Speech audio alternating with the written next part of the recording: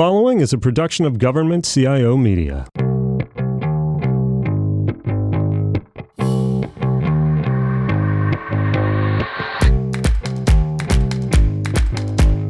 Welcome to Cybercast. I'm Kirsten Todd. And I'm Roger Cressy.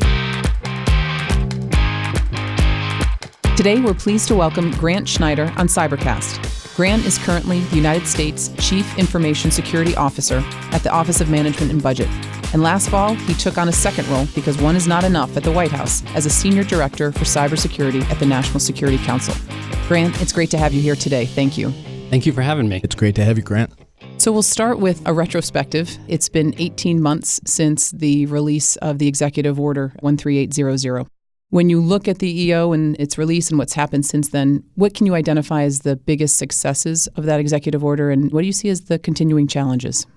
I think when we look at that executive order, it came very early in the administration and set a path and a direction for cybersecurity, for where we need to go across the government and steps we need to take.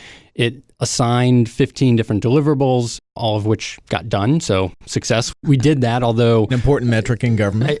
Absolutely. Except those in and of themselves don't necessarily make us more secure.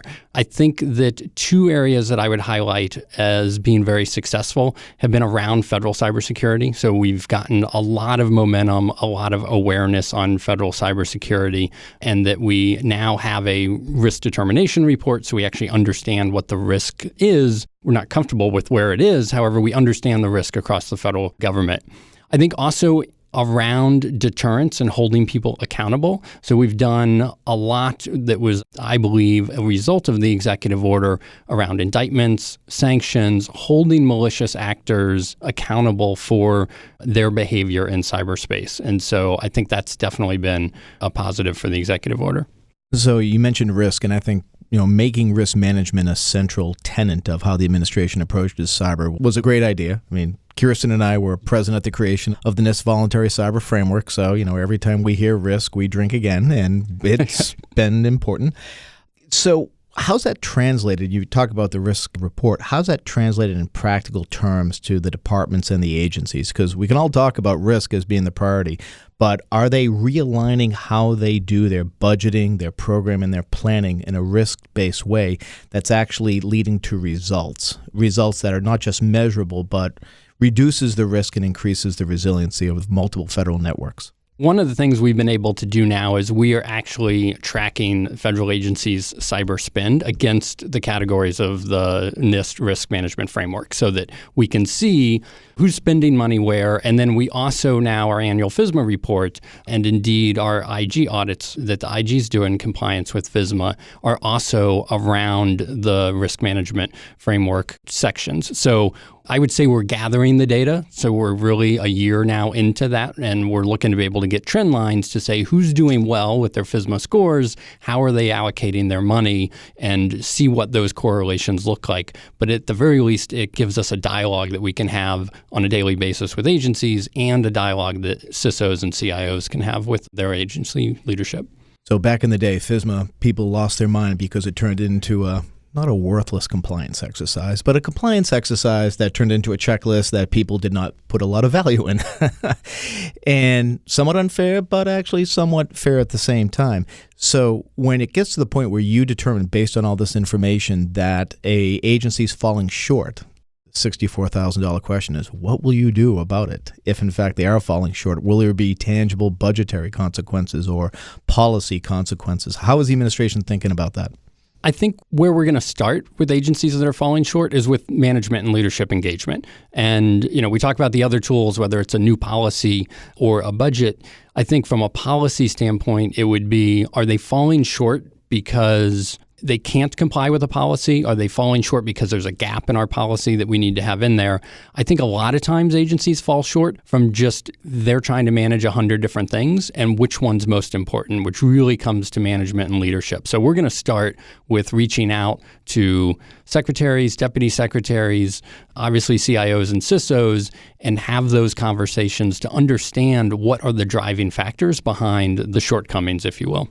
So that's a really impressive incentive. And I think also the reaction that you've just shared is a very different one from what we've heard from government in the past. Because as Roger talked about, when we see sometimes these failings, it's automatically a stick, right? It's the punishment, it's the penalty. We see it right now. When companies fail, we drag them up to the hill and we tell them all the things that they're doing wrong.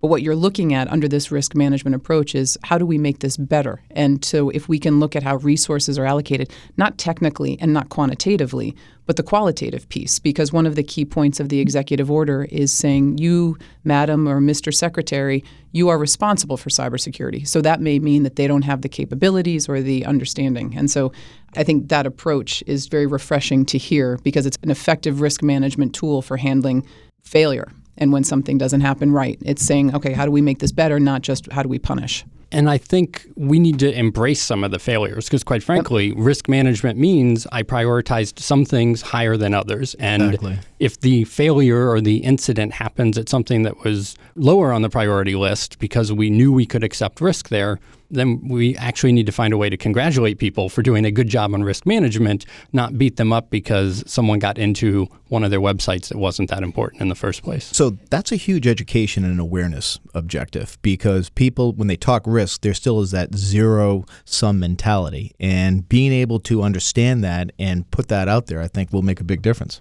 Well, and this goes to something I want to ask about your current position, but what you're also talking about is looking at government as a whole government. What we hear a lot in cybersecurity with federal government is, well, each agency is so distinct and unique. How do you create policies that can harmonize across them?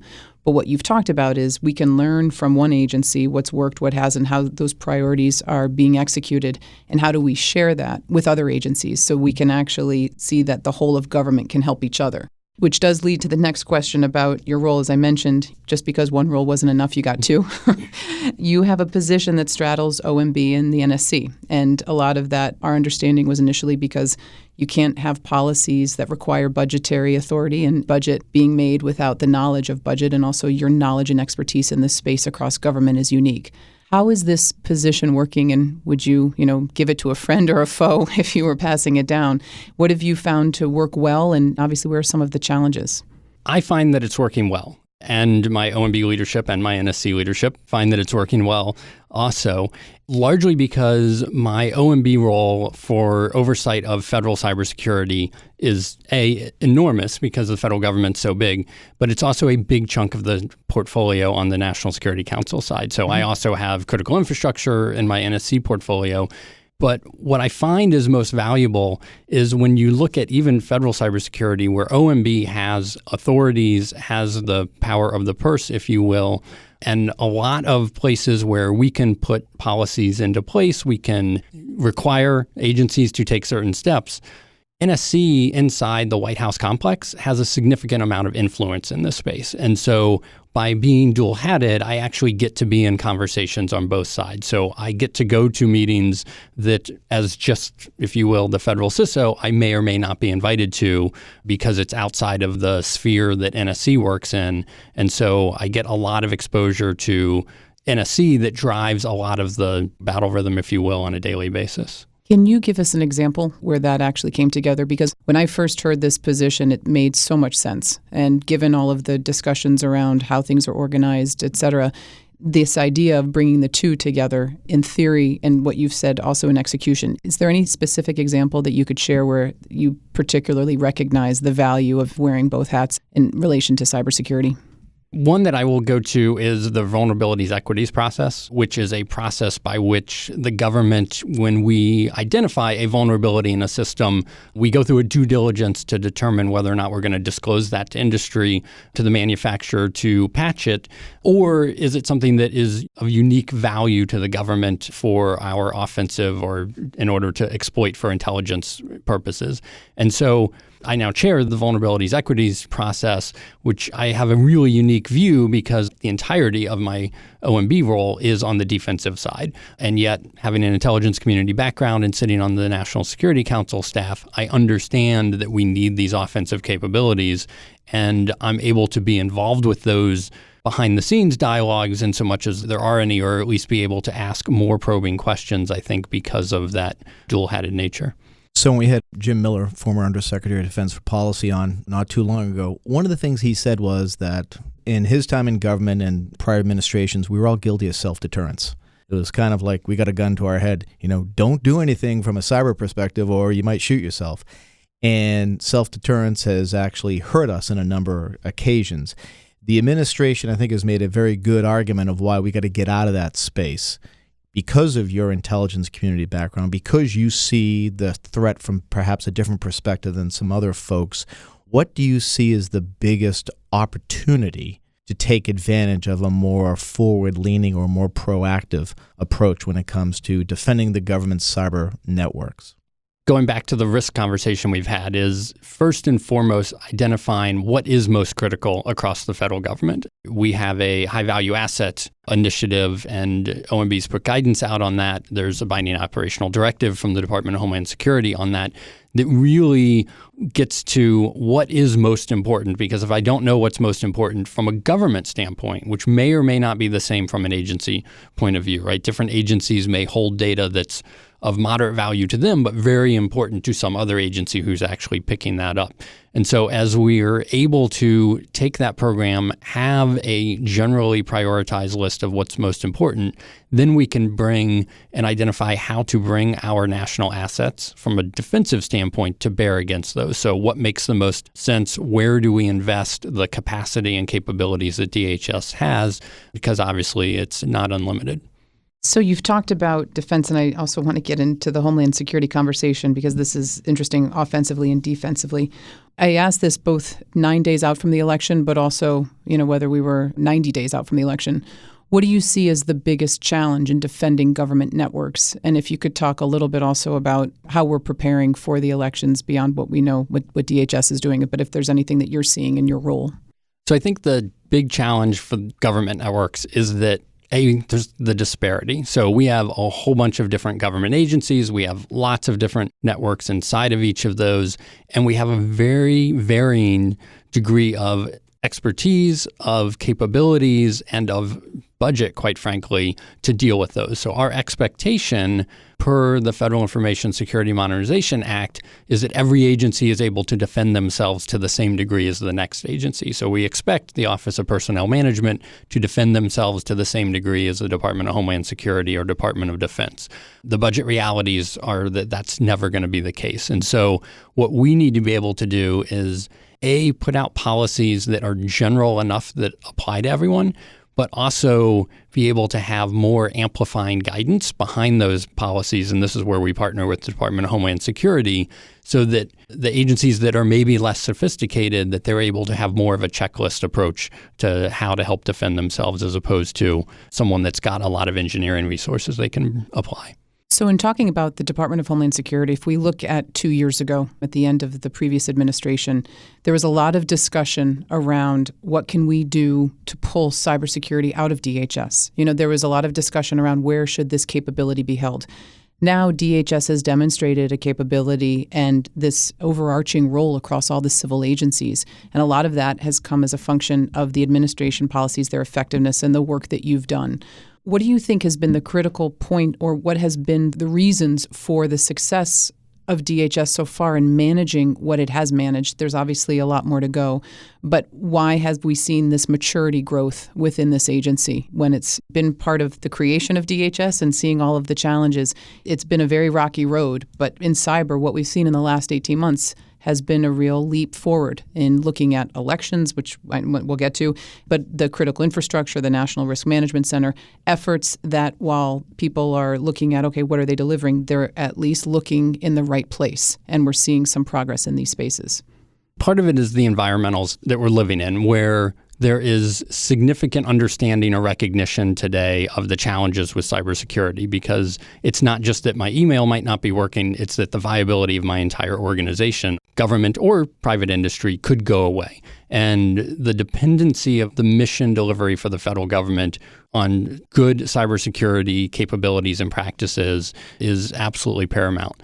I think the fact that DHS has leadership that understands that and recognizes that, DHS is being forward-leaning and really working, I think, harder to engage with agency leadership, with CIOs and CISOs, to really be sure that it is clear of what their role is going to be, what capabilities they're going to bring to bear, and then also clear of what an agency is going to be expected to provide and how those will work together. Let's talk about a controversial issue. When the administration announced the elimination of the cyber coordinator position, a number of minds exploded in the national capital region. Kirsten and I have both worked in the White House. We've both been in positions where we've worked for coordinators. And it takes more than an individual and a title to actually deliver policy and to deliver the type of results that one would want. Nonetheless, though, there are legitimate questions of, you're a busy man. You're wearing two hats. You have the NSC by definition is a small staff. How has the removal of a cyber coordinator, number one, impacted your job? I assume you're going to say it really hasn't, but if you don't, that's okay. But more importantly, do you think it sent a wrong message to folks outside the Beltway about how the administration is prioritizing cyber within its portfolio of issues that it has to deal with? I think it's clear that the administration has a focus on cybersecurity, starting with Executive Order 13800 at the beginning of the administration, continuing on at the end of last month with the National Cyber Strategy, the first cyber strategy we've had in 15 years. But it really goes to what actions are being done and what work's being done. And so we've continued to have engagement. That executive order really served as a rallying point for the most part for federal government, but also for some industry involvement as well around those deliverables and identifying what it is we need to do to enhance our national cybersecurity. The National Cyber Strategy goes even further as a call to action for government and industry around what steps do we need to take and how are we going to enhance both our national security and our economic security through better hardening of our cyber capabilities. You ask how it's affected me personally. If anything, I do more events like this. Otherwise, though, inside of the National Security Council, it was the only coordinator role. You've worked for coordinators. I think titles and roles change from administration to administration. But what matters is that focus on cybersecurity and the actions that are being undertaken both at different agencies, Homeland Security, and at the White House around this topic.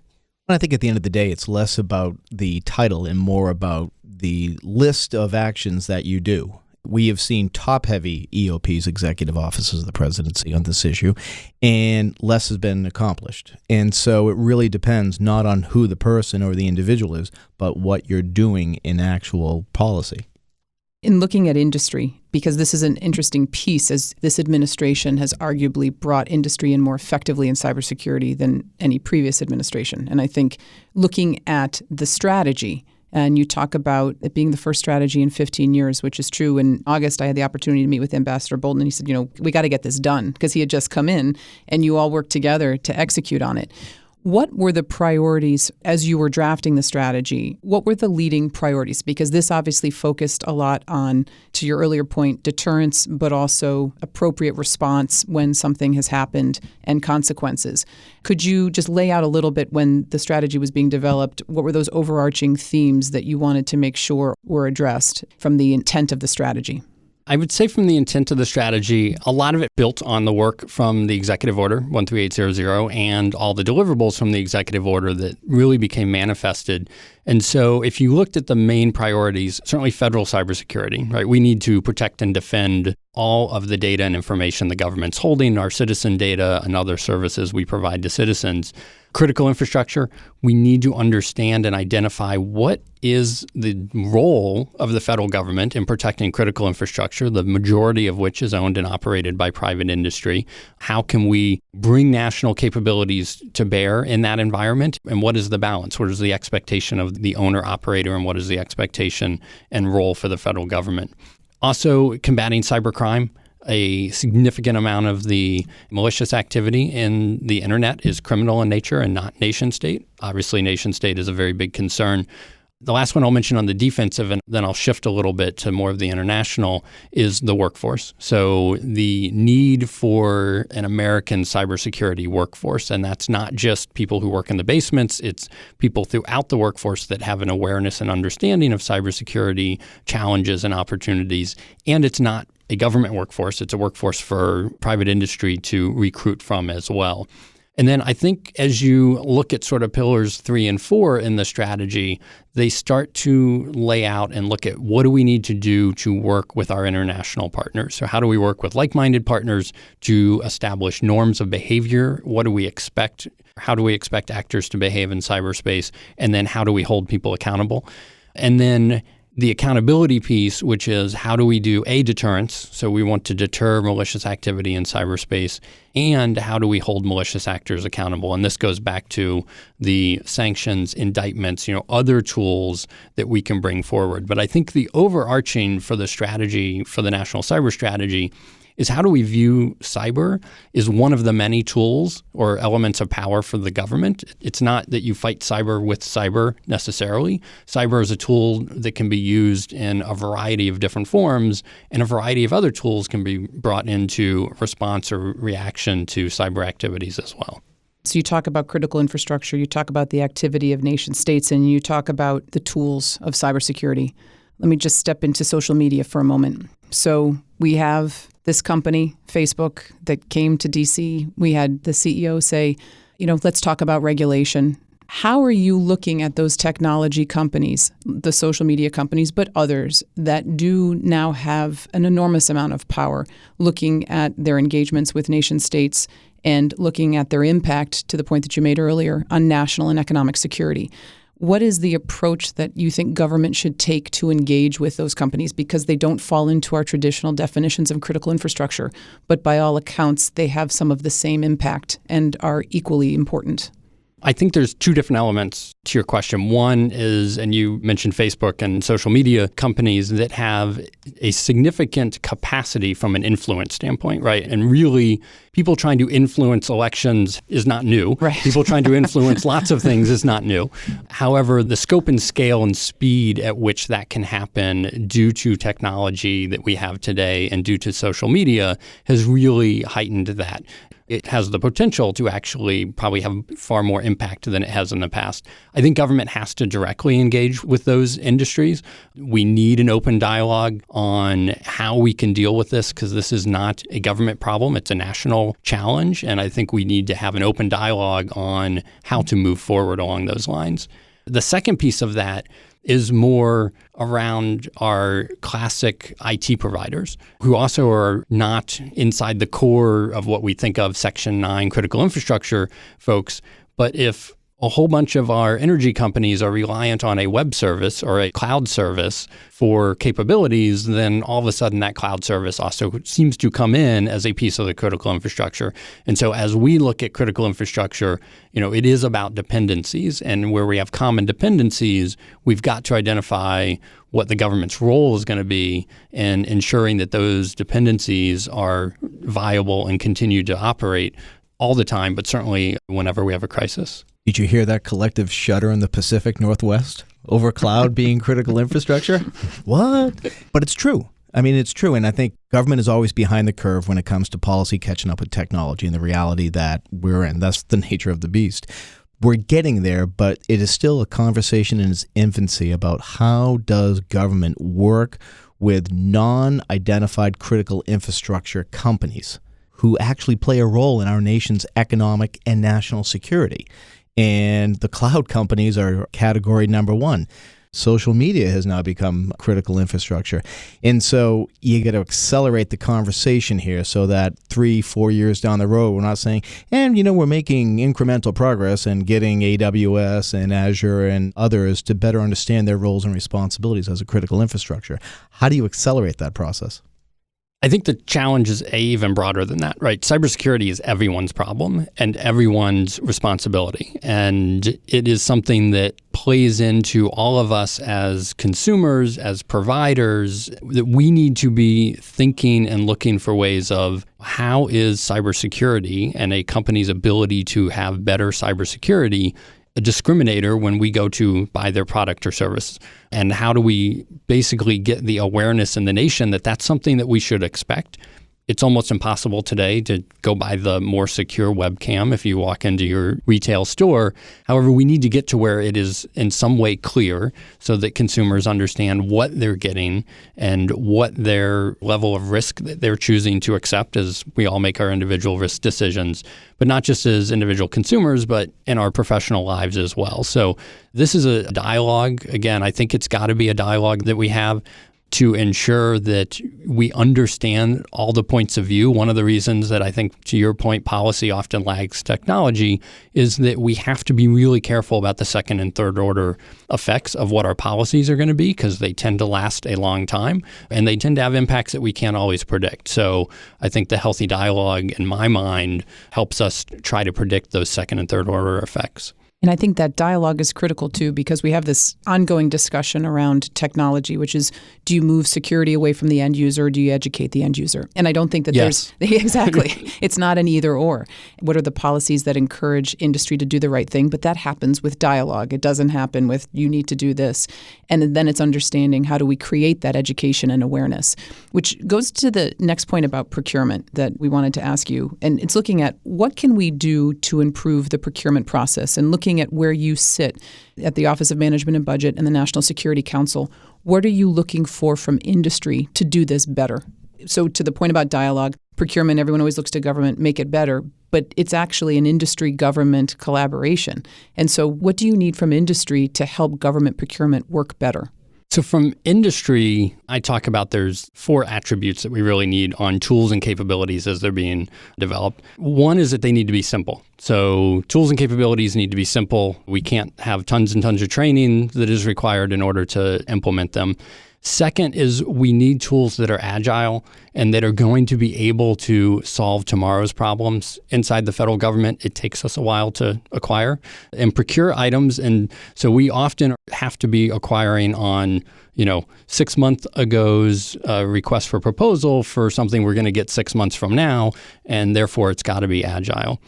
Third is that they have to be horizontally integrated. And what I mean by that is we need things that work together. We need things that are more open and more standards-based and more interoperable and less proprietary, because in the government, we end up buying a couple of everything. And so we are never going to be in a homogeneous environment. We're not going to be able to get to one. The incentive structure around our acquisition process is not going to lead us there.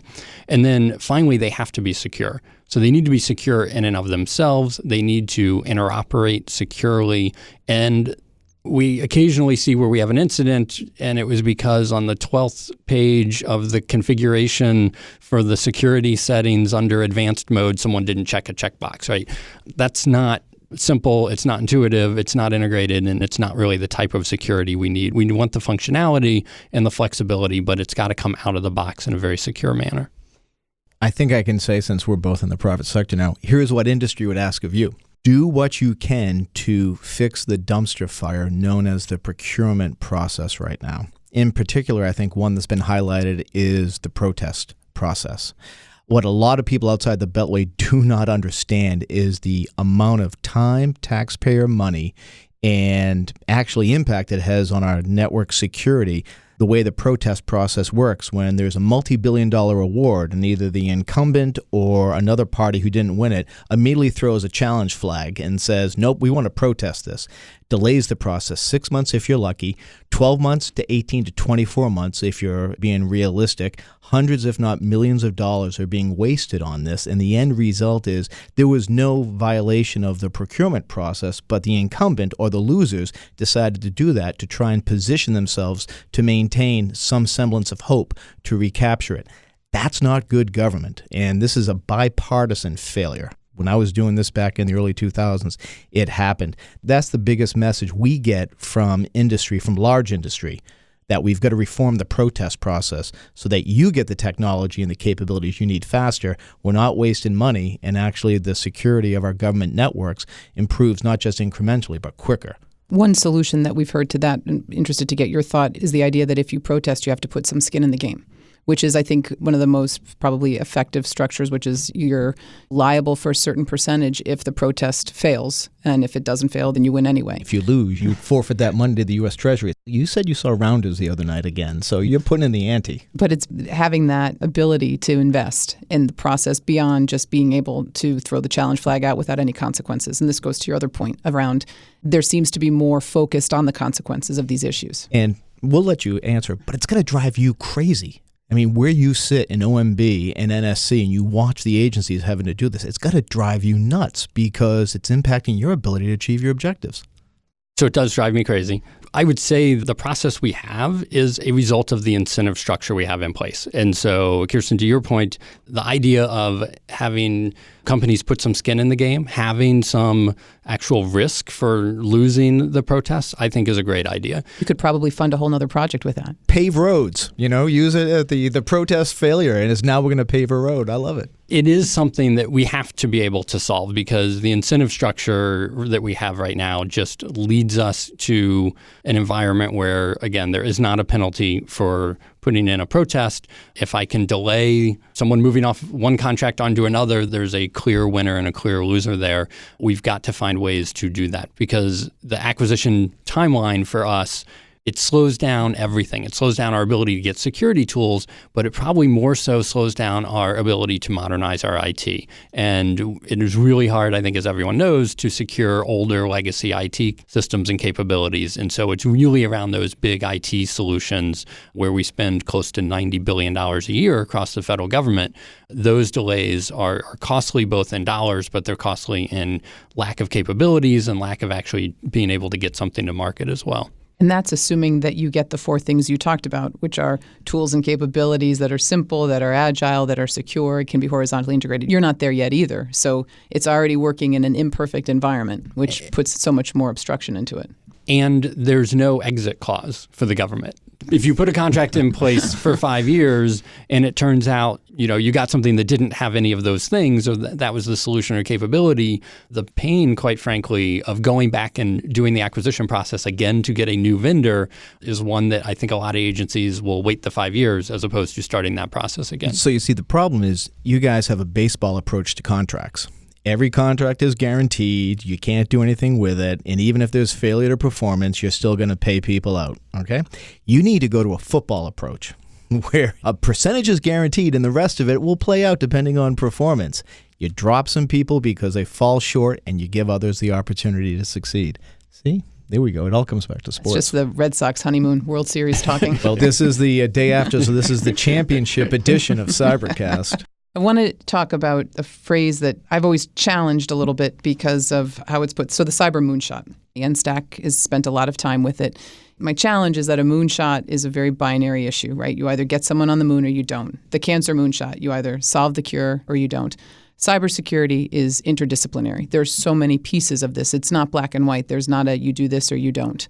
But if you're looking at this because there's been so much strong intellectual power put toward this idea of a cyber moonshot, what would be your cyber moonshot from where you sit right now in the White House?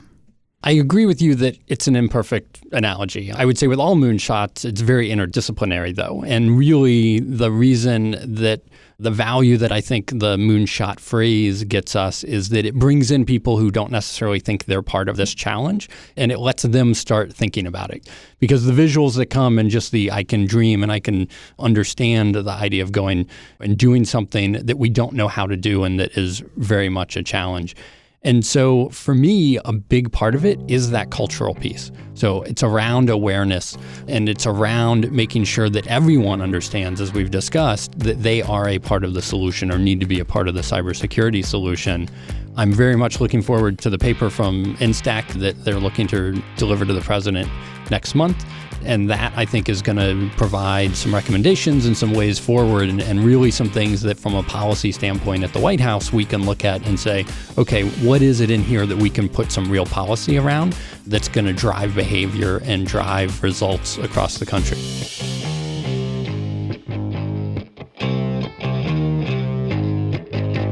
Okay, Grant, to wrap up, we're going to play a game on Cybercast. The game is called When I Say, You Then Say. Okay? So, in other words, when I say mobile devices, you say Scary. I like this game. This is a good game. All right, so that's the first one. Kirsten. When I say artificial intelligence, you say Opportunities. When I say identity and access management, you say Critically important for everything around security. when I say Capitol Hill, you say Our partners. That is well done. That is well done. And this from someone who doesn't have to go up to the hill. So that was well said. When I say blockchain, you say Intriguing. that's way too diplomatic. Come on, say it. Time will tell. That's better. And because I've teased this throughout the entire podcast, when I say elections, you say All 2 weeks away, then 2 years away, then 2 years away, then 2 years away. This is a gift that's going to keep on giving. Like the old Breck shampoo commercial. They told two friends and so on and so on and so on. So because this is the championship edition, we'll close with the following. Kristen's going to shake her head. So not many people outside the National Capital Region know who you are. Many people didn't really know who Steve Pearce was with the Boston Red Sox. But Steve Pearce is now the MVP of the World Series because he delivered in times and places when it was critically needed. And because of where you sit and the roles that you have that Steve Pearce-like responsibility. We're grateful to have you on the show, and we want to thank you for what you're doing. We certainly hope, like Steve Pearce, you walk away with a brand new Chevy and the Willie Mays Trophy in a few years. your role is unique. It's the first time we've seen it, and you are doing a tremendous job balancing this. And as we talked about earlier, this is not a partisan issue, and you're creating success and outcomes and deliverables in a space that's always been very difficult. And we thank you for your service and for all that you're doing. And yes, may that red Chevy be waiting patiently for you in 2 years, 2 years, 2 years. Thank you, Grant. Thanks so much, Grant, for your time. Thanks for helping to bring awareness to cybersecurity. It is obviously a huge challenge. I know that I've had a lot of conversations with folks about what their challenges are. There's been a lot of conversations around doing the basics. How do we do the basic patching, and how do we modernize our IT? But also a lot around, for me, the culture and the workforce and the need for just more people who have awareness, whether they're cyber experts, whether they're technologists, or they're senior leaders inside or outside of government. But really, how do we get more people to understand the challenges and the opportunities in this space? Absolutely. Thank you very much, Grant. Thank you. Thanks for listening to this episode of Cybercast. You can find Cybercast on Apple Podcast. Please subscribe and leave a 5-star review.